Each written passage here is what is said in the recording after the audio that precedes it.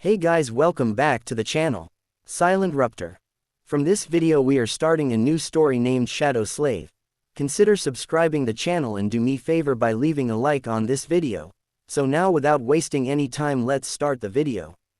Haired policeman walked in. He had a seasoned face and stern eyes, looking like someone who had seen a lot of terrible things in his life.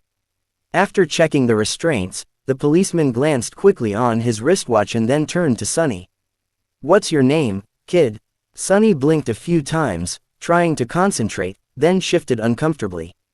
"Sunless." The old policeman raised an eyebrow.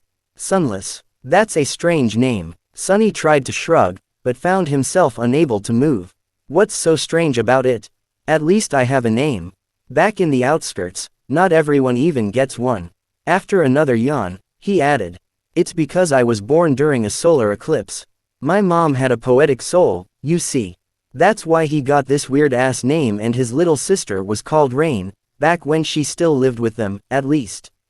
Whether it was the result of poetic imagination or simple laziness, he did not know. The old policeman grunted. "Do you want me to contact your family?" Sonny simply shook his head. "There's no one. Don't bother." For a second, there was a dark look on the policeman's face. Then his expression turned serious. "All right, Sunless. How long can you stay awake?"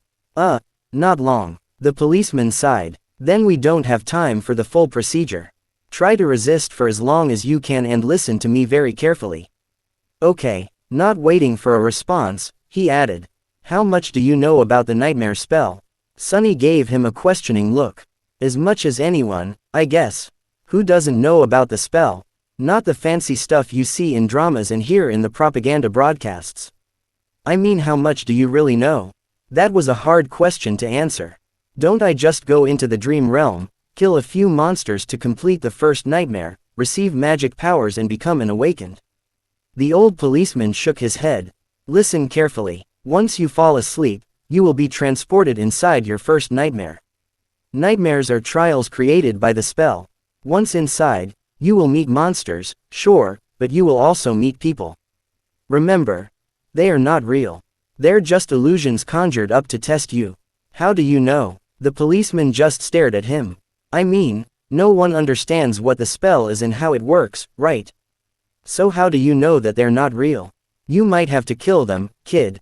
So do yourself a favor and just think about them as illusions." "Oh." The old policeman waited for a second, then nodded and continued. "A lot of things about the first nightmare depend on luck. Generally, it shouldn't be overwhelmingly hard. The situation you're in, the tools you have at your disposal and the creatures you have to defeat should be within the range of your abilities, at least. After all, the spell sets up trials, not executions. You're a bit disadvantaged due to, well, your circumstances. But kids from the outskirts are tough. Don't give up on yourself just yet." Sonny was getting more and more sleepy. It was becoming hard to follow the conversation. "About those magic powers you mentioned, you will indeed receive them if you survive until the end of the nightmare. What those powers will be, exactly, depends on your natural affinity as well what you do during the trial. But some of it will be at your disposal right from the start." The voice of the old policeman sounded more and more distant. Sonny's eyelids were so heavy that he was struggling to keep his eyes open. "Remember, the first thing you must do once inside the nightmare is to check your attributes and your aspect. If you get a combat-oriented aspect, something like a swordsman or an archer, things will be easier. If it is reinforced by a physical attribute, then that's even better. Combat aspects are the most common, so the probability of receiving one is high." The armored room was growing dimmer. "If you're unlucky and your aspect has nothing to do with combat, don't despair. Sorcery and utility aspects are useful in their own ways, you'll just have to be smart about it. There are really no useless aspects. Well, almost. So just do anything in your power to survive. If you survive, you will be halfway to becoming an awakened. But if you die, you'll open a gate for a nightmare creature to appear in the real world. Which means that my colleagues and I will have to deal with it. So, please don't die, Sunless." Already half asleep, Sonny felt a bit touched by the policeman's words. "Or, at least, try to not die right away. The nearest awakened won't be able to get here for a few hours, so we would really appreciate it if you don't make us fight that thing ourselves. What? With that last thought, Sunny finally slipped into a deep slumber.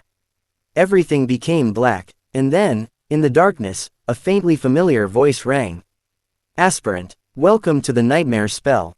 Prepare for your first trial. Sunny dreamt of a mountain. Jagged and lonesome, it dwarfed other peaks of the mountain chain, cutting the night sky with its sharp edges. A radiant moon bathed its slopes in the ghostly, pale light. On one of the slopes, the remnants of an old road stubbornly clung to the rocks. Here and there, weathered paved stones could be seen through the snow. To the right side of the road, a sheer cliff face rose as an impregnable wall. To the left, a silent black sea of nothingness indicated an endless fall. Strong winds crashed into the mountain over and over again, screaming in powerless rage. Suddenly, the moon fell over the horizon. The sun rose from the west, streaked across the sky and disappeared in the east. Snowflakes jumped from the ground and returned into the embrace of clouds. Sunny realized that he was seeing the flow of time in reverse. In an instant, hundreds of years flew by. The snow retreated, bearing the old road. Cold shivers ran down Sunny's back as he noticed human bones littering the ground. A moment later, the bones were gone, and in their place, a slave caravan appeared, moving backwards down the mountain in the clamor of chains. Time slowed, stopped, and then resumed its usual pace. Aspirant, welcome to the nightmare spell. Prepare for your first trial. What the hell is this? Step, another step. A dull ache was radiating through Sunny's bleeding feet as he was shivering from cold. His threadbare tunic was nearly useless against the biting wind. His wrists were the main source of agony. Badly hurt by the iron shackles, they sent a sharp pang of pain every time the freezing metal touched his broken skin. What kind of a situation is this? Sunny looked up and down, noticing a long chain winding up the road, with dozens and dozens of hollow-eyed people, slaves just like him, shackled to it at small intervals. Ahead of him, a man with broad shoulders and a bloodied back was walking with a measured gait. Behind him, a shifty-looking guy with quick, desperate eyes was quietly cursing under his breath in a language that Sunny did not know, but somehow still understood. From time to time, armed horsemen in ancient-style armor would pass by, giving the slaves menacing looks. However you judged it, things were really bad. Sunny was more bewildered than panicked. True, these circumstances were not like what the first nightmares were supposed to be. Usually, freshly chosen aspirants would find themselves in a scenario that presented them with a fair amount of agency. They would become members of privileged or warrior castes, with plenty of access to necessary weapons to at least try to tackle any conflict. Starting out as a powerless slave, shackled and already half dead, was as far from being ideal as one could imagine. However, the spell was as much about challenge as it was about balance. As the old policeman said, it created trials, not executions.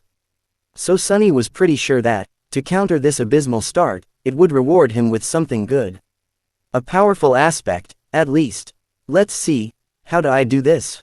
Remembering popular webtoons he read as a child, Sunny concentrated and thought about words like status, myself, and information.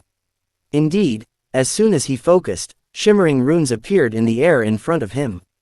Once again, although he did not know this ancient alphabet, the meaning behind it was somehow clear. He quickly found the rune describing his aspect, and, finally, lost his composure. What the actual fuck?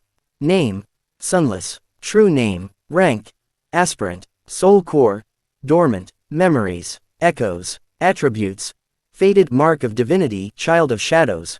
Aspect: temple slave. Aspect description: slave is a useless wretch with no skills or abilities worth a mention. A temple slave is just the same, except much rarer. Speechless, Sunny stared at the runes, trying to convince himself that he was maybe just seeing things. Surely, he couldn't be that unlucky, right? No useless aspects, my ass. As soon as this thought appeared in his mind, he lost the rhythm of his steps and stumbled, pulling the chain down with his weight. Immediately, the shifty guy behind him screamed, "Whores bastard, watch where you're going." Sunny hurriedly dismissed the runes, which were only visible to him, and tried to recover his balance. A moment later, He was once again walking steadily, however, not before inadvertently pulling on the chain one more time. "You little shit, I'm going to kill you." The broad-shouldered man in front of Sunny chuckled without turning his head. "Why bother? The weakling will be dead by sunrise anyway. The mountain will kill him." A few seconds later, he added, "It'll kill you and me, too." Just a bit later, "I really don't know what the Imperials are thinking, forcing us into this cold." The shifty guy gasped. "Speak for yourself, fool. I'm planning to survive." Sunny silently shook his head and concentrated on not falling again. What a charming pair. Suddenly, a third voice joined the conversation from somewhere further back. This one sounded gentle and intelligent. "This mountain pass is usually much warmer this time of year. We just had really bad luck. Also, I would advise you against harming this boy."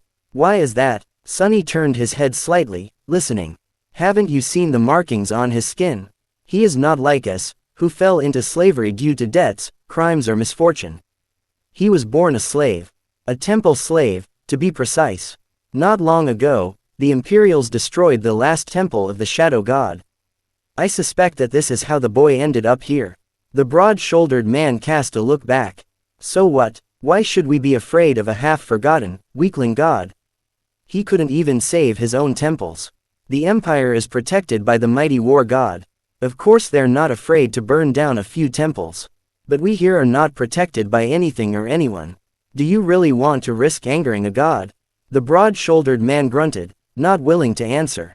Their conversation was stopped by a young soldier riding a beautiful, white horse. Clad in a simple leather cuirass, armed with a spear and a short sword, he looked dignified and noble. To Sunny's irritation, the asshole was really pretty, too. If this was a historical drama, the soldier would definitely be a male lead. What is going on here? There was no particular menace in his voice, even something resembling concern. When everyone hesitated, the gentle-voiced slave answered, "It's nothing, sir. We are just all tired and cold. Especially our young friend over there. This journey is truly too hard for someone that young." The soldier looked at Sunny with pity. "What are you looking at? You're not much older than me." Sunny thought. Of course, he didn't say anything out loud. The soldier sighed and took a flask from his belt before extending it to Sunny. "Bear with it a little more, child. We will stop for the night soon. For now, here, drink some water." Child. Due to his thin body and small stature, both caused by malnourishment, Sunny was often mistaken for someone younger. Usually, he didn't hesitate to use it to his advantage, but now, for some reason, being called a child really irked him.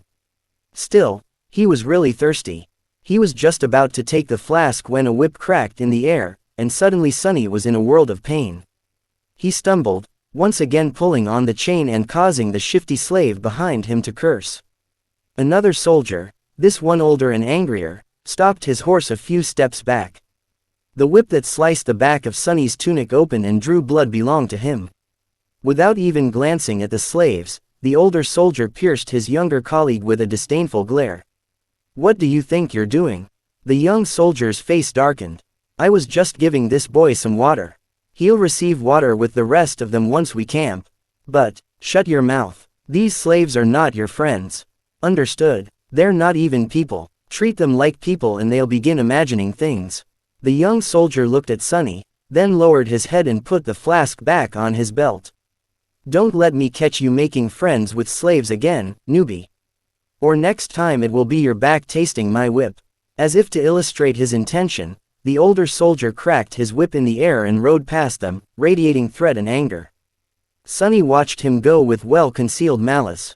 "I don't know how, but I will watch you die first." Then he turned his head and glanced in the direction of the younger soldier, who was falling behind with his head still lowered. "And you, second, get the la." For a few minutes after that, Sunny was in a dark mood. But then he pulled himself out of it and inhaled deeply, trying to enjoy the fresh air. Indeed, air like that was hard to come by in the real world. Microdust and other pollutants made it rough and unpleasant, not to mention the general stench of the outskirts. In the better parts of the city, sophisticated filtration systems worked diligently, however, filtrated air tasted sterile and stagnant. Only the very rich had access to truly pleasant breathing. And here he was, able to enjoy an unlimited amount of pristine, delicious air like a second-generation Chable. Truly, being chosen by the spell has its benefits. If only there was no dreadful cold, his feet did not ache, and his wrists and back were not in agony. The slave caravan slowly dragged itself up the mountain, with more and more slaves stumbling and periodically falling to the ground. A couple of times, those who could not walk anymore were taken off the chain and unceremoniously tossed off the road, down into the abyss that loomed to the left of it. Sunny watched them fall with a bit of compassion. Poor fellows, rest in peace, you pitiful souls. All in all, he was in good spirits. It was a bit strange to feel good amidst this disaster of a nightmare, but, thankfully, Sunny had time to prepare himself for this eventuality. When the symptoms of the spell first appeared, he did not handle it well. Dying before you even turned 17 was not something one could easily cope with. But, in the end, it only took Sunny several days to come to terms with it. After visiting his parents' makeshift resting place, well, actually, since he was too poor to afford even the cheapest slot in the remembrance facility, it was just 2 lines carved into an old tree, and adding a 3rd line for himself, Sunny suddenly became relaxed and carefree. After all, he didn't have to worry about earning money, finding food, protecting himself and planning for the future anymore. Once the worst that could happen had already happened, what else was there to fear? So, becoming a slave and slowly freezing to death was not that much of a shock. Besides, he knew that cold would not kill him, simply because he had already seen what fate was awaiting the caravan further up the mountain. The picture of piled bones littering the ground was still fresh in his mind. Most likely, it was a pack of monsters that were going to do the caravan in, and by the look of it, the attack was going to take place in a matter of hours, not days. So he still had a chance. Using the opportunity, Sunny decided to take another look at his status and summoned the runes again. The last time he was too outraged by the aspect and didn't study the attributes well. While not as important as one's aspect, the attributes were often the deciding factor between life and death. They represented one's natural traits and affinities, sometimes even providing passive abilities and effects. Fated attribute description: the strings of fate wrap tightly around you. Unlikely events, both good and bad, are drawn by your presence. There are those who are blessed, and there are those who are cursed, but rarely both. Mark of divinity attribute description: you bear a faint scent of divinity, as though someone briefly touched by it once, a long time ago. Child of shadows attribute description: shadows recognize you as one of their own. Interesting. Sunny quickly recognized the first attribute, fated, as the main culprit of his predicament. At first glance, it seemed to indicate that he was destined for a certain fate, to die miserably and vanish without a trace, for example. But after reading the description, he realized that being fated actually just meant that improbable things had a higher chance of occurring when he was around. I guess this is how I managed to receive one of the super rare useless aspects, and a weird variant of it, at that. If fated was his innate attribute, then the other 2 came from the temple slave aspect. Mark of divinity was more or less straightforward. It was supposed to allow passage into certain sacred places inside the dream realm and enhance several types of sorcery. Since there were no sacred places in sight and Sunny's aspect had nothing to do with sorcery, it was useless, too. Child of shadows was a stranger one. He had never heard of it and had no idea what it was supposed to do, at least not until the sun hid behind the mountain and the sky began to darken. To his surprise, Sunny found himself able to see perfectly in the darkness, as though it was still as bright as day. This ability alone was nothing to scoff at, and it was quite possible that shadows would reward him with some other, yet unknown, gifts. Finally something good. I wonder if. Stop the caravan. Prepare to camp. Following the head soldier's order, the slaves stopped and fell to the ground, shivering and exhausted. The small clearing where the road widened was somewhat protected from the wind by a protruding mass of rock, but it was still too cold to rest with ease. The soldiers got busy herding the slaves into a tight circle, forcing them to share warmth, and lighting up a large bonfire in the center of the camp, although not before tending to their horses. The heavy wagon carrying food, water and other cargo, to which the main chain was firmly affixed, was pushed forward to block the wind.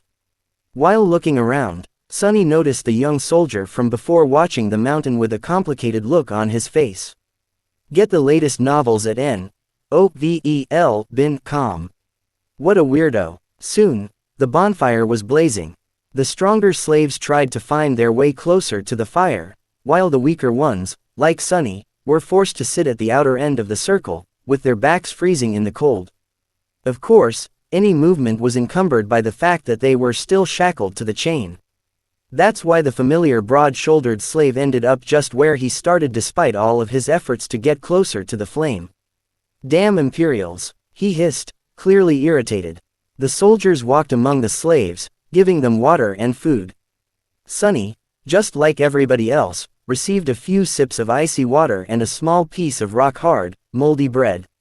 Despite its unappetizing look, he forced himself to eat the whole thing, just to be left as hungry as he was before. By the looks of it, he wasn't the only one. The shifty slave that had been walking behind him looked around in anguish. By all the gods, they used to feed me better even in the dungeons. He spat on the ground, desperate. And most of us innocent men in the dungeon were there waiting to visit the gallows, too. A few steps away from them, where the paved road ended and sharp rocks began, a scattering of bright red berries were growing from the snow. Sunny had noticed them before, clustering here and there along the road, and even noted how pretty those resilient things looked contrasted against the white. The shifty slave's eyes glistened as he tried to crawl towards the berries on all fours. I would advise against eating those, friend. It was the gentle-voiced slave again. Sunny turned around and finally saw him in the flesh for the first time. It was a tall man in his 40s, lean and strangely handsome, with a dignified look of a scholar. How a man such as him ended up a slave was a mystery. Yet there he was. You and your advice again. What? Why? The scholar smiled apologetically. These berries are called bloodbane. They grow in the places where human blood was spilled. That's why there's always a lot of them along the slave trade routes. So what? The older man sighed. Bloodbane is poisonous. A few berries might be enough to kill an adult man. Curses. The shifty slave flinched back and glared at the scholar. Sunny did not pay them a lot of attention. Because, while looking around, he finally recognized the site of the camp as the place where, in his vision at the start of the nightmare, the bones of the slaves were buried under the snow. And he was willing to bet that whatever it was that killed them all was going to happen soon. As if to answer his thoughts, a thundering noise rang from above. And in the next second, something massive came crashing from the sky. Turning in the direction of the thundering noise, many slaves rose their heads, only to see rocks and heavy shards of ice raining on them from above. They instantly panicked, lurching away in a cacophony of screams. Shadows happily danced on black stones as, entangled by the thick chain, those slaves fell to the ground and pulled others with them. Sunny was one of the few that remained upright, mostly because he was ready for something like this to happen. Calm and collected, he gazed at the night sky, his attribute-enhanced eyes piercing the darkness, and took one measured step back. In the next second, a piece of ice the size of a man's torso hit the ground right in front of him and exploded, showering everything around with sharp shards. Get your favorite novels at novelb.com. Others weren't that quick. As ice and stones continued to rain, many were wounded, and a few even lost their lives. Agonizing wails filled the air. On your feet, fools. Get to the wall. The veteran soldier, the one who had whipped Sunny a few hours before, was shouting angrily, trying to get the slaves to move towards the relative safety of the mountain slope.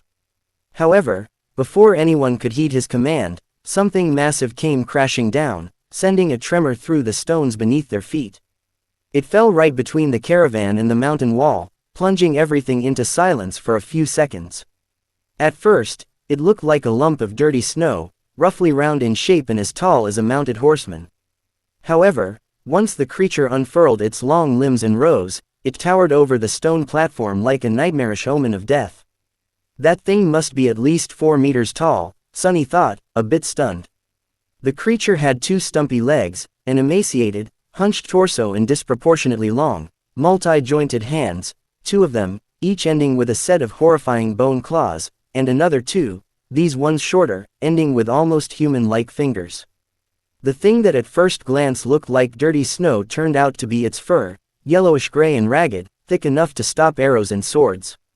On its head, 5 milky, white eyes regarded the slaves with insect-like indifference. Beneath them, a terrible maw crowding with razor-sharp teeth was half open, as though in anticipation.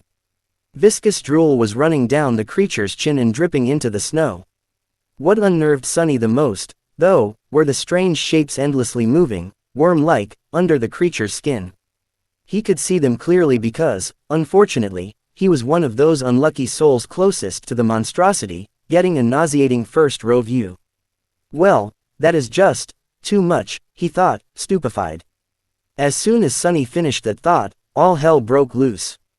The creature moved, slashing its claws in his general direction. But Sunny was one step ahead. Without wasting a single moment, he jumped sideways, as far as the chain allowed, conveniently placing the broad-shouldered slave between himself and the monster.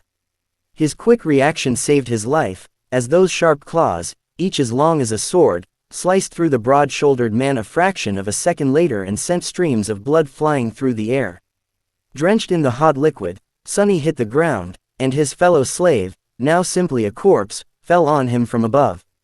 Damn, why are you so heavy? Temporarily blinded, Sunny heard a chilling howl and felt an enormous shadow passing over him. Immediately after, a deafening chorus of screams filled the night.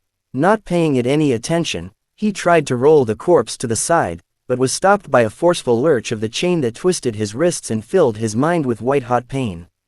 Disoriented, he felt himself being dragged a few steps, but then the chain suddenly slackened, and he was able to control his hands again.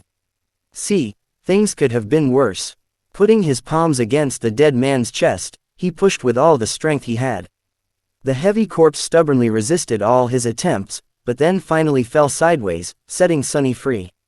However, he didn't get to celebrate this newly found freedom, as his blood suddenly turned to ice. Because at that moment, with his palms still pressed against the broad-shouldered slave's bleeding body, he clearly felt something wriggling under the dead man's skin. You just had to think about how things could get worse, right, you idiot, he thought, and then flinched back. Pushing the corpse with his legs, Sunny crawled as far away from it as he could, which was about 1.5 meters, thanks to the ever-present chain. He quickly glanced around, noticing a mass of dancing shadows and the silhouette of the monster rampaging amidst the screaming slaves on the opposite end of the stone platform. Then he concentrated on the dead body, which was starting to convulse with growing violence. On the opposite side of the corpse, the shifty slave was looking at it with slackened jaw and a horrified expression on his face. Sunny waved to get his attention. What are you staring at? Move away from it. The shifty slave tried, but immediately fell down. The chain was twisted between the three of them, pinned down under by the broad-shouldered man's weight. Sunny clenched his teeth. Right under his eyes, the corpse was going through a nightmare-inducing metamorphose. Strange bone growths pierced its skin, extending like spikes. The muscles bulged and wriggled, as though trying to change shape. The fingernails were turning into sharp claws, the face cracked and split, bearing open a twisted mouth with one too many rows of bloodied, needle-like fangs. This is not right, Sunny twitched, feeling a strong urge to empty his stomach. The chain. The scholarly slave was just a few steps behind the shifty one, pointing at his shackles with a face as pale as a ghost. That remark was far from helpful, but given the circumstances, his shock was understandable. Being shackled was bad enough, but being shackled to such horror was truly unfair. But Sunny's conclusion that things weren't right did not come from self-pity. He just meant that this whole situation was literally not right. The spell, mysterious as it was, had its own set of rules. There were rules for what type of creatures could appear in any given nightmare, too. Nightmare creatures had their own hierarchy, from mindless beasts to monsters, followed by demons, devils, tyrants, terrors and, finally, mythical titans, also known as calamities. The first nightmare was almost always populated by beasts and monsters, rarely with a demon mixed in. And Sunny had never, ever heard about anything stronger than a single devil appearing in it. However, the creature had clearly just created a lesser version of itself, an ability that belonged exclusively to tyrants, the sovereigns of the nightmare spell, and those above them. What was this tyrant even doing in a first nightmare? How powerful was that damn fated attribute? But there was no time to ponder. Unfair or not, there was only one person now who could save Sunny, himself. The broad-shouldered man, what was left of him, slowly rose, his mouth producing strange clicking noises. Without giving him time to fully come to his senses, Sunny cursed and jumped forward, grabbing onto the length of the slackened chain. One arm of the monster, now fully equipped with 5 jagged claws, shot forward to meet him, but Sunny sidestepped it with one calculated movement. What saved his skin this time was not quick reaction, but simple presence of mind. Sunny might not have learned any fancy combat techniques, since his childhood was spent on the streets instead of a school. But the streets, too, were a kind of teacher. He had spent his whole life fighting for survival, quite often literally. That experience allowed him to keep a cool head on his shoulders in the midst of any conflict. So instead of freezing or being consumed by fear and doubt, Sunny just acted. Stepping close, he threw the chain around the monster's shoulders and pulled, pinning its hands to its body. Before the creature, still slow and groggy from its transformation, could properly react, Sunny wrapped the chain around it several times, barely saving his face from being bitten off by the creature's terrifying maw. The good thing was, the monster couldn't move its hands now.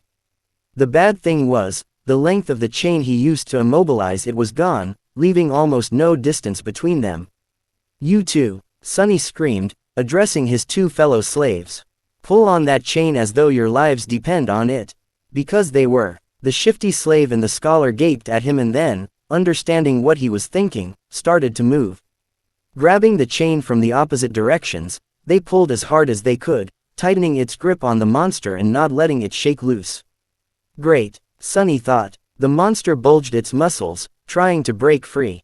The chain creaked, caught on the bone spikes, as though slowly breaking apart.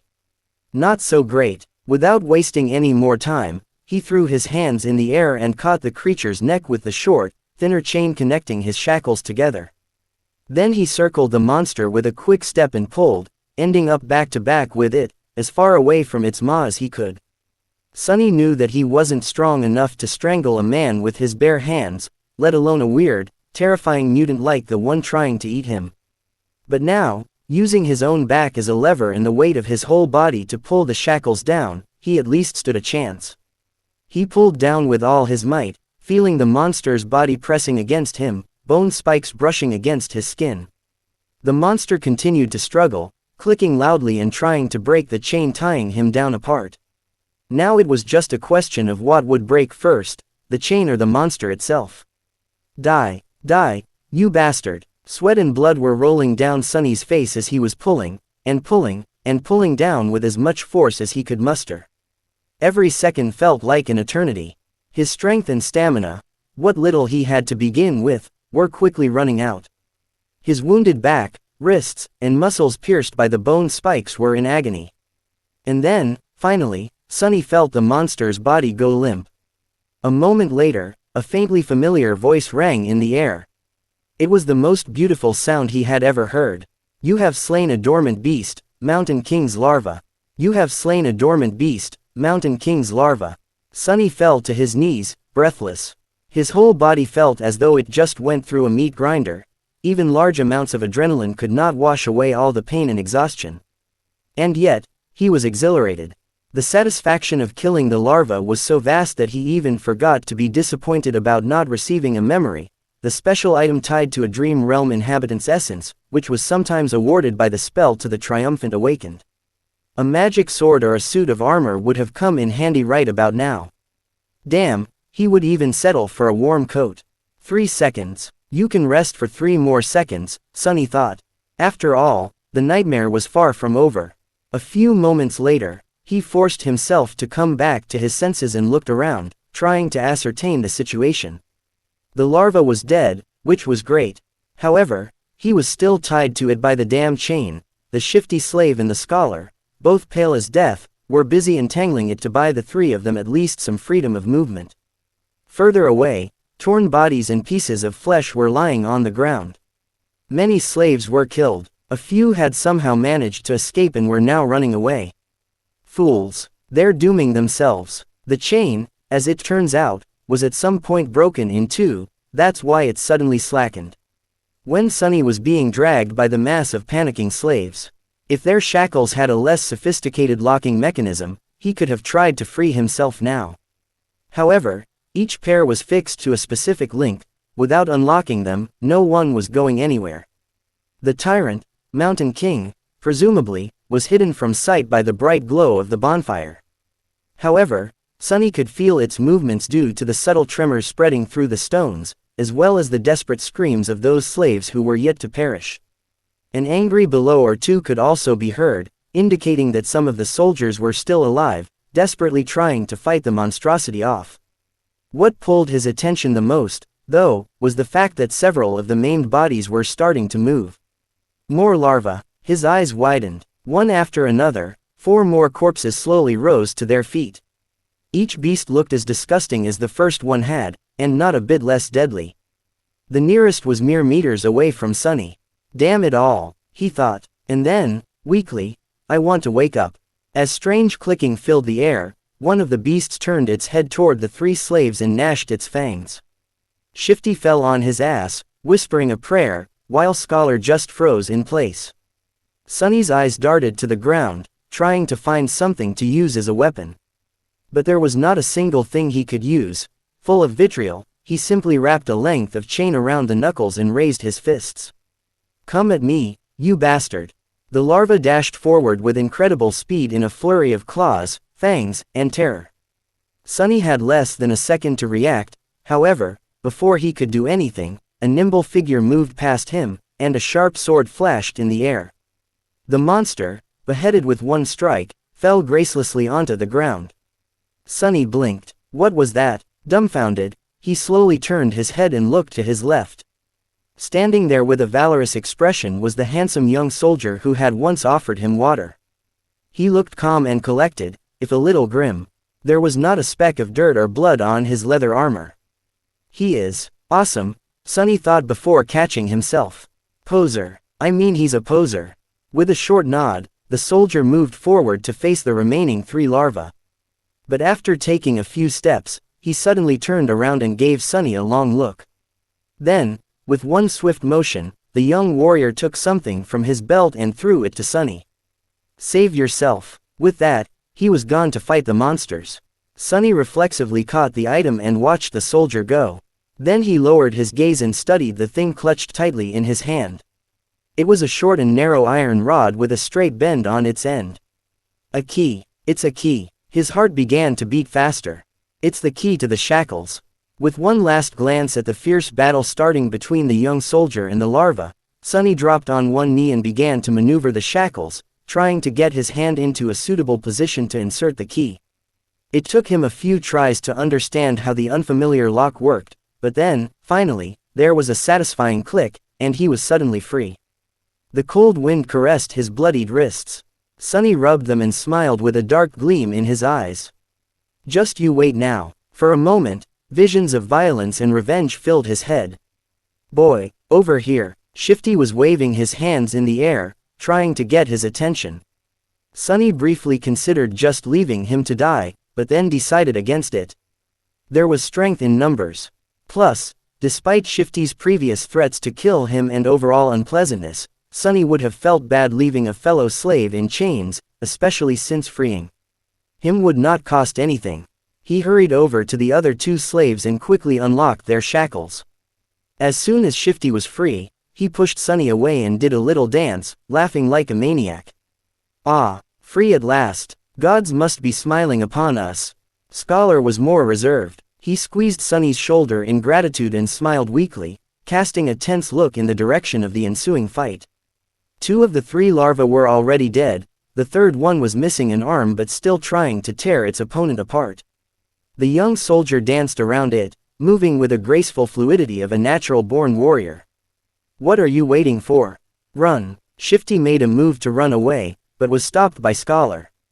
My friend, I would. If you say, advise, again, I swear to gods, I will bash your head open. The 2 slaves looked at each other with open animosity. A moment later, Scholar lowered his eyes and sighed. If we run away now, we will surely die. Why? The older slave simply pointed at the tall bonfire. Because without that fire, we will freeze to death before the night is over. Until the sun rises, running away is suicide. Sunny did not say anything, knowing that Scholar was right. Actually, he realized it right after strangling the larva. No matter how terrible Mountain King was, the bonfire was still their only lifeline in this frozen hell. It was just as what the broad-shouldered slave, may he rest in peace, had said. There was no need for anyone to kill them, because the mountain itself would do it if given a chance. So what? I prefer freezing to death than being eaten by that monster anyway. Not to mention, turning into one of those things. Shifty was pretending to be brave, but there was no conviction in his voice. He glanced at the darkness surrounding the stone platform and shivered before taking a small step back. These Coover updated novels on NO versus ELB in com. At this point, the third larva was long dead, and the young soldier was nowhere to be seen. He had probably gone to join the fight at the other side of the bonfire, leaving the three slaves alone at the mountainside part of the stone platform. Scholar cleared his throat. The monster might be satiated with those it had already slain. It might be defeated or driven away by the Imperials. In any case, if we stay here, we have a chance to survive, however small. But if we run away, our doom will be certain. So what do we do? Unlike Scholar, Sunny was sure that Mountain King would not be satisfied with killing just most of the slaves. Neither did he believe that a bunch of mortals would really be able to defeat it. Even if they were not normal people but awakened, a fight with a tyrant was not something one could easily survive, let alone win. But if he wanted to live, he had to get rid of that thing somehow. Let's go take a look. Shifty looked at him as though seeing a lunatic. Are you insane? You want to get closer to that beast? Sunny stared at him blankly, then shrugged and headed in the direction of the rampaging monster. Sunny was off to face against a nightmare creature. And not any creature, at that, but one of the fifth category, a dreaded, fearsome tyrant. The odds of survival were so low that anyone would have laughed in his face if he were to ever suggest attempting to fight it. If they weren't an awakened 2 or 3 ranks above the creature, of course. Which Sunny certainly wasn't, and yet, he had to deal with this Mountain King somehow to avoid an even more miserable death. The ridiculous degree to which the odds were stacked against him from the very beginning of this delayed execution had gotten old a long time ago, so he didn't have any more energy to think about it. What was there to fear, after all? He was already as good as dead. It's not like he could get any deader. So why worry? On the other side of the bonfire, things were turning from bad to worse. Most of the slaves were already dead. A few soldiers were still desperately trying to fight the monster, but it was clear that they weren't going to last long. Right in front of Sunny's eyes, the tyrant picked up a dead slave, dragging the chain up with him, and opened its terrifying maw wide. With one crushing bite, the slave's body was torn in half, leaving only bloodied stumps inside the shackles. Mountain King's 5 indifferent, milky eyes stared into the distance as he chewed, streams of blood flowing down its chin. Seeing that the creature's upper arms were busy, one of the soldiers screamed and lunged forward, brandishing his long spear. Without turning its head, the tyrant extended one of its shorter lower arms, caught the soldier's head in an iron grip and squeezed, crushing the poor man's skull like a soap bubble. A moment later, the headless body was tossed over the cliff and disappeared into the abyss below. Shifty doubled over, puking his guts out. Then he shakily rose to his feet and glared at Sunny. Well, we've taken a look, now what? Sunny did not answer, pensively observing the tyrant with his head slightly tilted to one side. Shifty stared at him some more, then turned to Scholar. I'm telling you, old man, the boy is sick in the head. How the hell can he be so calm? Shish, lower your voice, fool. Blood drained from Shifty's face as he slapped himself, covering his mouth with both hands. Then he cast a fearful look in the direction of the tyrant. Luckily, the abomination was too busy feasting on the slaves, lucky ones who were already dead and unlucky ones who were still alive, to pay them any attention. Shifty slowly exhaled. Sunny was preoccupied with thinking, measuring his chances of survival. How do I get rid of that thing? He didn't have any special powers, nor did he have an army ready to bury the tyrant under a mountain of bodies. He didn't even have a weapon to at least scratch the damn bastard. Sunny moved his gaze and looked past the creature, into the endless darkness of the moonless sky. As he was watching the night, a bright flash streaked in the air and collided with one of the tyrant's arms, bursting into a rain of sparks. The young soldier, Sunny's heroic liberator, had just tossed a burning piece of wood at the monster and was now defiantly raising his sword. "Face me, devil, a distraction, just what I needed." Because there was no way for Sunny to kill the Mountain King with his own two hands, he had decided to enlist some help. A human wouldn't be up to the task, so instead, he was planning to use a force of nature.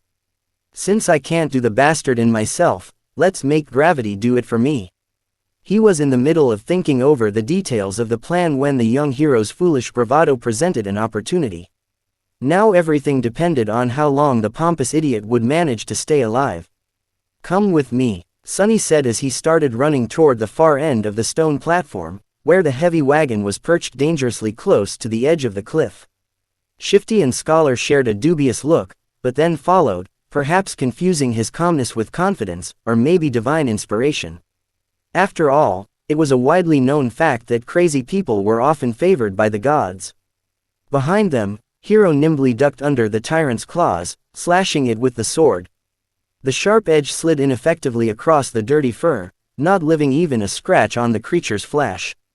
In the next second, the tyrant moved with frightening speed, throwing all four of his hands in the direction of its new, irritating foe. But Sunny had no way of knowing.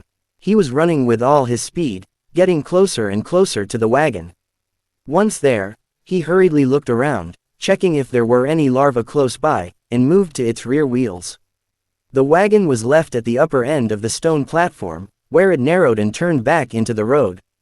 It was turned sideways to block the wind, with its front facing the mountain wall and its back facing the cliff. There were two large wooden wedges placed under the rear wheels to prevent the wagon from rolling backward. Sunny turned to his companions and pointed at the wedges. "When I tell you, remove both of them. Then push. Understand?" "What? Why?" Shifty stared at him with a dumbfounded expression on his face. Scholar just looked at the wedges, and then at the tyrant. Hero, miraculously, was still alive. He was weaving between the creature's limbs, always just half a second away from being completely eviscerated. From time to time, his sword flashed in the air, but to no avail. Mountain King's fur was too thick, and his skin too tough to be harmed by mundane weapons. There was a hint of apprehension on the young warrior's face. All the other soldiers, as far as Sunny could see, were already dead. So he really needed that one to live a little bit longer. "Don't die yet," he thought. To Shifty, he simply said, "You'll see." The next moment, Sunny was running again, trying to follow the chain from the brace where it was affixed to the wagon. The thing he was searching for was hard to notice due to all the bodies, blood and viscera littering the stone platform, but for once, luck was on his side. A short amount of time later, he had found what he needed, the torn end of the chain. Finding the nearest set of shackles, complete with a horribly disfigured body of a slave locked in them, Sunny plopped down on his knees and started to fumble with the key. There was a muffled scream, and with a sideways glance, he noticed Hero flying through the air, finally caught by one of the tyrant's strikes. Incredibly, the young soldier managed to land on his feet, sliding several meters across the stones. All of his limbs were still in place, there were no terrible wounds on his body, either. Without skipping a bit, Hero rolled forward, picking up his sword from where it fell on the ground, and then rolled once more, this time sideways, narrowly avoiding a heavy stomp from the creature's foot. Rolling. Who the hell rolls around in this situation?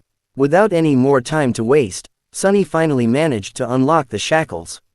Shaking the dead slave out of them, he then promptly locked them once again, this time around the chain itself, ending up with a makeshift slipknot and a loop. Now everything depended on his resolve, hand-to-eye coordination, and luck. Turning to Shifty and Scholar, who were still waiting by the wagon, he screamed. "Now, then!" Picking up a sizable length of chain, Sunny stood up and faced the tyrant. Hero spared him half a glance. His eyes lingered on the chain for a moment and then quickly followed it to the wagon. Then, without showing a hint of emotion, the young warrior doubled his efforts, drawing the creature's attention away from Sunny. So he's smart, too. What a scam. Clearing his head of all unnecessary thoughts, Sunny concentrated on the weight of the chain in his hands, the distance between him and the tyrant, and his target. Time seemed to slow down a bit. Please, don't miss. Gathering all of his strength, Sunny spun and threw the chain in the air, as though a fisherman casting his net. The loop opened as it flew, closing in on the position of the fight between Hero and the tyrant. Sunny's plan was to place the loop on the ground close enough to them that, once one of the tyrant's feet landed in the trap, he could pull on the chain and tighten it around the monster's ankle. But his plan failed spectacularly. Which is to say, it was literally a spectacle. In the last moment, Mountain King suddenly flinched back, and instead of falling on the ground, the chain loop landed perfectly around its neck. A second later it tightened, acting as an iron noose. Sunny froze for a moment, not believing his eyes, and then clenched his fists, holding himself back from triumphantly shaking them in the air.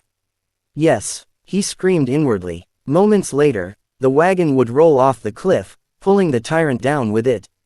Sunny looked back to make sure, and instantly turned even paler than he usually was. Shifty and Scholar did manage to remove the wedges from under the wagon's wheels and were now desperately pushing it to the edge of the road. However, the wagon was rolling slowly, very slowly.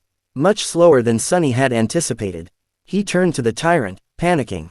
The creature, surprised by the sudden weight pressing down on its neck, was already raising its hands to tear the chain apart. Sunny's eyes widened. In the next second, Hero crashed into one of the tyrant's legs, throwing it off balance, and buying them some time. Sunny was already running to the wagon, cursing loudly in his mind. Reaching it, he threw himself onto the damp wood alongside Shifty and Scholar, pushing with all the strength left in his rather small, but terribly beaten and enormously exhausted body. Roll, roll, you creaky piece of shit. The wagon sped up a little, but was still rather slow in reaching the cliff's edge. At the same time, the tyrant finally managed to get a hold of the chain tied around its neck, ready to free itself. Now whether they lived or not was just a question of which thing would happen first. Roll, you creaky piece of shit. Sunny pressed himself against the wagon, pushing with all he had. 4 powerful oxen that used to pull it were now dead, and instead of them, 3 tired slaves were trying to do the job. Even with the slope of the road helping them, the speed of the wagon was agonizingly slow. The tyrant, in comparison, was moving much faster. Pushing Hero back with a deadly swipe of his lower arms, he raised the other 2 to its neck and tried to grab the chain that was wrapped around it like a noose. However, this time Mountain King's fearsome physique turned into a disadvantage. Its long, terrifying bone claws were perfect for tearing flesh apart, but they weren't the best tool for precise manipulations. It took the tyrant some time to get a hold of the chain without slicing its own neck open. By then, the wagon was nearly at the edge of the cliff. Come on, just a little bit more. What followed happened very quickly. The wagon's rear wheels finally slid from the road, hanging over the dark, seemingly bottomless pit beneath. The creature turned, staring expressionlessly at the 3 slaves with its 5 milky, dead eyes.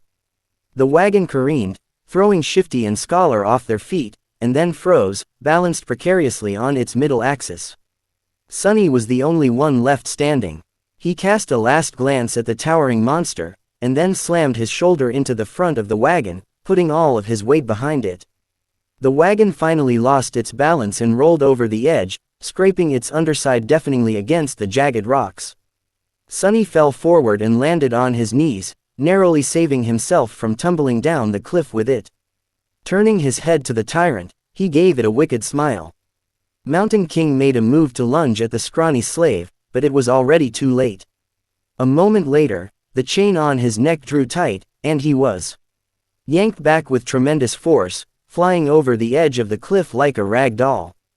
The creature fell into the darkness silently, as though refusing to believe that it was defeated by a tiny human.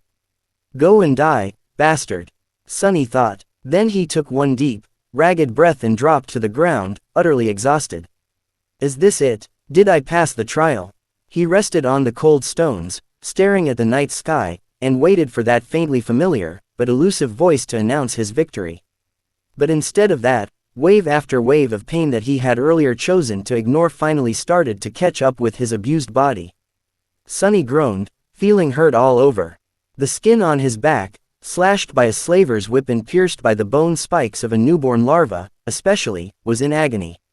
He was also starting to shiver, once again consumed by the dreadful cold. I guess not. His thoughts were slow and muddy. What else am I supposed to do? Finn new updates on NOVELB and calm. A dark figure appeared above him. It was Hero, looking calm and as handsome as ever. There were dirt and scratches on his armor, but otherwise, the young soldier appeared to be fine. He extended one arm to Sunny. Stand up, you'll freeze to death. Sunny sighed, accepting that his first nightmare was not over. Then he clenched his teeth and slowly rose to his feet, ignoring Hero's helping hand. Around them, there was a scene of utter carnage. Except for the 3 slaves and Hero, every member of the caravan was dead. Their bodies were littering the ground, horribly maimed or torn into pieces. Here and there, a repulsive carcass of a larva could be seen. Shadows cast by the bonfire were dancing happily across the stone platform, seemingly unperturbed by this morbid view. Sunny was also too tired to care. Shifty and Scholar were already up, looking at Hero with weary apprehension. With or without shackles, they were still slaves, and he was still a slave driver. Noticing their tense gazes, the soldier sighed. Come closer to the fire, all of you. We need to warm ourselves and discuss what to do next. Without waiting for their response, Hero turned around and walked away. After hesitating for a few moments, the slaves followed. A bit of time later, the 4 of them were seated around the bonfire, soaking up pleasant heat. Shifty and Scholar were close to each other, maintaining a safe distance from Hero. Sunny sat apart from everyone, not because he had a specific reason to distrust one more than the others, but simply because he didn't like people in general. Growing up, Sunny was always a misfit. It's not that he had never tried to become close with someone, it's just that he seemed to lack the ability. Like there was an invisible wall between him and other people. If he had to put it in words, Sunny would say that he was born without a small, but important gear in his brain that everyone else seemed to possess. As a result, he was often baffled and stumped by human behavior, and his attempts to imitate it, however diligent, inevitably fell flat. This strangeness made others uncomfortable. In short, he was a bit different, and if there was one thing people hated, it was those different from them. Over time, Sunny simply learned to avoid getting too close to anyone and settled comfortably into his outcast role. This habit served him well, since it not only made him self-reliant, but also saved him from being stabbed in the back by shady characters on multiple occasions. That's why he was not thrilled to share the rest of this nightmare with 3 strangers. Instead of trying to start a conversation, Sunny sat quietly by himself, lost in thoughts. After a few minutes, Hero's voice finally broke the silence. Once the sun rises, we will gather whatever food and water we can find and go back down the mountain. Shifty gave him a defiant look. Why should we go back? To be put in chains again? The young soldier sighed. We can go our separate ways once we leave the mountains. But until then, I'm still responsible for your lives. We can't continue up the road since the way over the mountain pass is long and arduous. Without the supplies that were stored on the wagon, your chances of making it are not high. That's why going back is our best hope. Scholar opened his mouth, planning to say something, but then thought better of it and remained silent. Shifty cursed, seemingly convinced by Hero's rational words. We can't go down. All 3 of them turned to Sunny, surprised to hear his voice. Shifty barked a laugh and glanced at the soldier. Don't listen to him, your lordship. This boy is, touched by the gods. He's crazy, is what I'm trying to say. Hero frowned, looking at the slaves. The 2 of you are only alive thanks to this child's bravery. Aren't you ashamed to badmouth him so? Shifty shrugged, showing that he wasn't ashamed at all. The young soldier shook his head. I for one would like to hear his reasoning. Tell me, why can't we go down? Sunny shifted, uncomfortable in the center of everyone's attention. Because the monster isn't dead. Off was too frightening. Only Hero seemed to be fine, calmly sharpening his sword in the bright light of the dancing flames. Finn new updates on NOVELB and calm. The sound of the whetstone scraping against the blade was somehow comforting. At the break of dawn, when the sun had lazily begun to warm up the air, they loaded themselves with all the supplies they'd managed to gather and set out into the cold. Sunny looked back, taking in the sight of the stone platform for the last time. He had managed to get past the place where the slave caravan was supposed to perish. What was going to happen next? No one could tell. There was a problem. They were planning to follow the road up to the mountain pass and then over it, getting as far away from the scene of the massacre as they could before the night came. However, the road was no more. At some point during the last months, or maybe even just yesterday, a terrible rockfall occurred, obliterating whole segments of the narrow roadway and making its other parts untraversable. Sunny stood on the precipice of a vast chasm, looking down with no particular expression on his face. What do we do now? Scholar's voice was muffled by the collar of his scavenged fur cloak. His follower, Shifty, angrily looked around. His gaze stopped at Sunny, a suitable victim to vent his frustration. I'll tell you what we need to do. Get rid of some dead weight. He eyed Sunny's fine boots and turned to Hero. Listen, your lordship, the boy is too weak. He is slowing us down. Plus, he's weird. Doesn't he give you the creeps? The young soldier answered with a judgmental frown, but Shifty wasn't done. Look how he's glaring at me.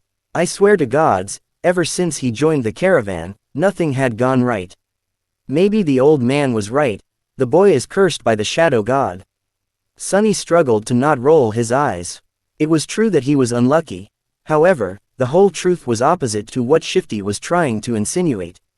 It was not that he had attracted misfortune to the slave caravan. On the contrary, it was because the caravan was doomed to begin with that he had ended up here.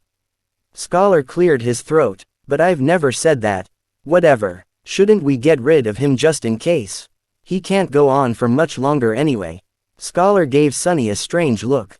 Perhaps Sunny was getting paranoid, but there seemed to be a bit of calculating coldness in the older slave's eyes. Finally, Scholar shook his head.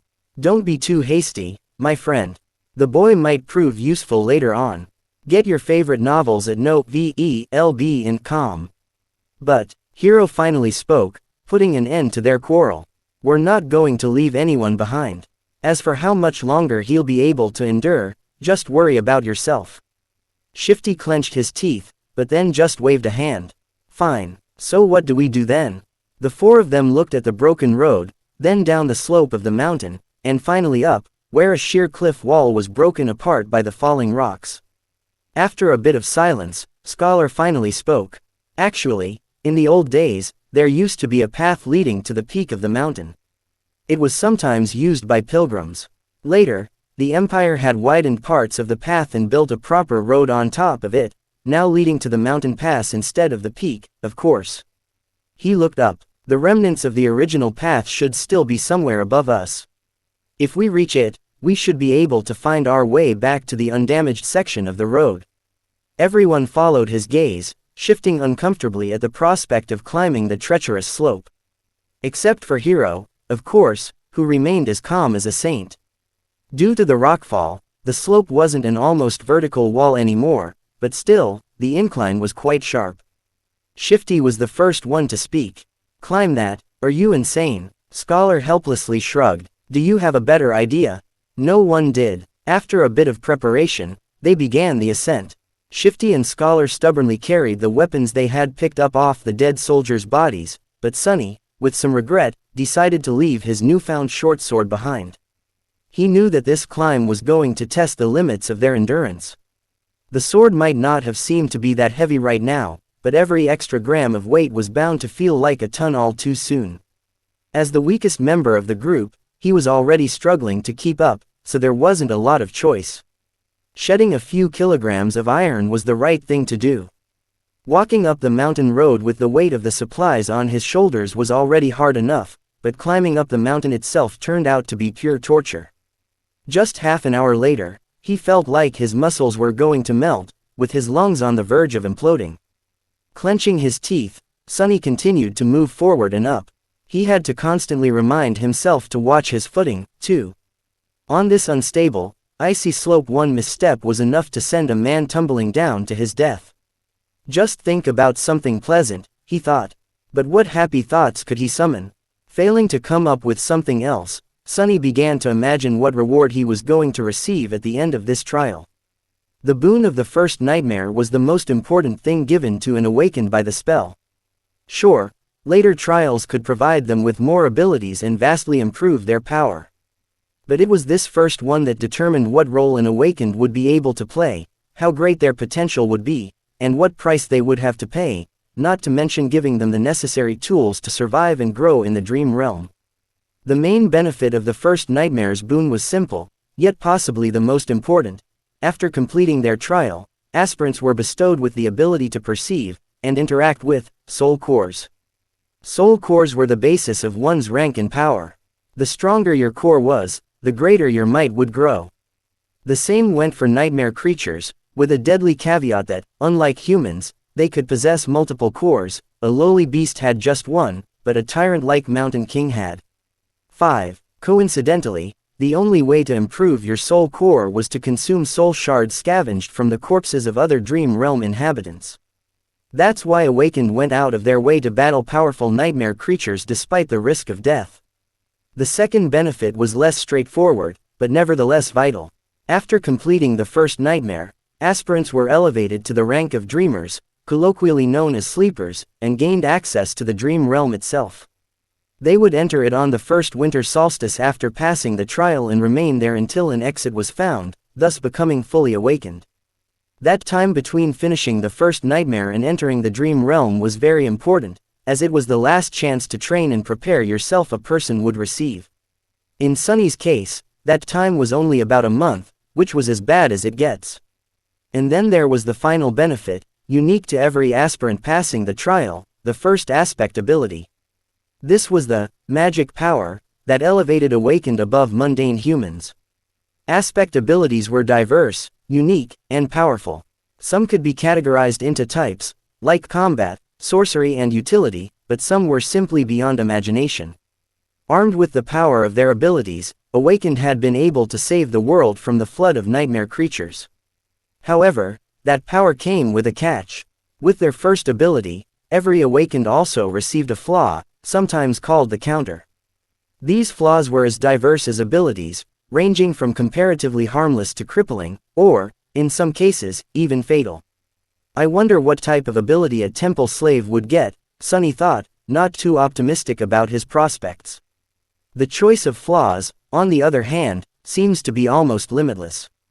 Let's hope my aspect will evolve at the end of this fiasco. Or, even better, change completely. If the aspirant performed especially well, there was a chance of his given aspect going through an early evolution. Aspects, just like soul cores, had ranks based on potential power and rarity. The lowest rank was called dormant, followed by awakened, ascended, transcendent, supreme, sacred and divine, although no one has ever seen the last one. With the amount of crap it had put me through, the spell, if it has any conscience, has to give me at least an awakened aspect. Right, or maybe even an ascended one. Finally, there was a tiny possibility of receiving a true name, something like an honorary title bestowed by the spell to its favorite awakened. The name itself had no benefit, but every famous awakened seemed to have one. It was considered to be the highest mark of excellence. However, the number of people who had managed to get a true name during their first nightmare was so small that Sunny didn't even bother thinking about it. Who needs excellence? Give me power, he cursed, feeling that this attempt at wishful thinking had only made him more depressed and angry. Maybe I'm allergic to dreaming. An allergy like that would be truly ironic, considering that he was destined to spend half of his remaining life in the dream realm, if he even survives long enough to get there, that is. However, Sunny's mental escapade was not completely useless. Looking up from the slippery rocks under his feet, he noticed that the sun was already considerably lower. Come to think of it, the air also seemed to be much colder. At least it helped me pass the time, Sunny thought. The night was approaching. By the time they decided to stop, Sunny was on the verge of fainting. After hours and hours of traversing the rough mountain slope, his body was almost at its limit. However, to everyone's surprise, Shifty seemed to be doing even worse than him. The roguish slave's eyes were muddy and unfocused, aimlessly wandering around. His breath was ragged and shallow, as though something was exerting pressure on his lungs. He looked feverish and unwell. As soon as Hero found a suitable place for a camp, Shifty simply collapsed on the ground. The most unnerving part about all of this was the lack of angry cursing that they had already gotten used to. The slave lay silent and motionless, with only movements of his chest betraying that he was still alive. Several moments later, he uncorked his flagon with a shaky hand and greedily drank a few large gulps. Updated chapters on novelban.com. Conserve your water, Hero said, a hint of concern somehow finding its way into his usually stoic voice. Disregarding these words, Shifty drank more, emptying the flagon completely. Scholar didn't look much better than him. The arduous climb took a heavy toll on the older slave. Despite the unbearable cold, he was sweaty, with bloodshot eyes and a grim expression on his face. Being the weakest of the three, Sunny had somehow managed to endure the best. "Can't we just melt the snow once there's no more water?" Hero gave Scholar a complicated look. "There might come a time when we won't be able to make a fire, as to not attract unwanted attention." No one commented, knowing perfectly well whose attention they had to avoid. The memory of Mountain King's horror was still fresh in their minds. Luckily, today Hero had managed to find a natural alcove in the mountain wall, perched precariously behind a narrow ledge. The fire was well hidden by the rocks, allowing them to enjoy its warmth without the fear of being noticed. No one was in the mood to talk, so they just roasted slices of oxen meat above the flames and ate in silence. By the time the skies had turned completely black, Shifty and Scholar were already asleep, lost in the thrall of their own nightmares. Hero took out his sword and moved to the edge of the rock outcropping. "Try to rest, as well. I'll take the first watch." Sunny gave him a nod and lay down near the fire, dead tired. Falling asleep inside a dream was a new experience for him, but, unexpectedly, it turned out to be quite mundane. As soon as his head touched the ground, his consciousness slipped into darkness.